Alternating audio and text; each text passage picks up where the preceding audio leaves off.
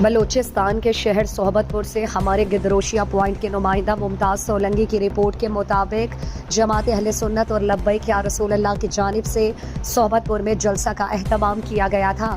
مقامی نعت خوان حضرات سمیت غیر مقامی ثنا خانے اور علم کرام کی شرکت۔ سعید سرور شاہ نے جلسے کی صدارت کی۔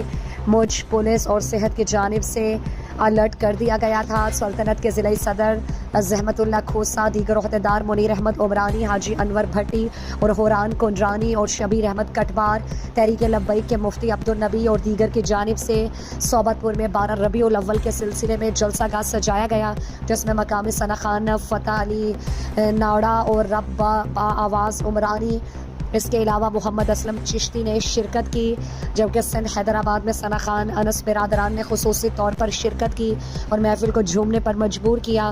علماء کرام نے 12 ربیع الاول آمد سرکار دو عالم صلی اللہ علیہ وآلہ وسلم پر روشنی ڈالی، جبکہ سبی بلوچستان کے علاقے سے مولانا افتخار حبیبی نے خصوصی طور پر شرکت کی۔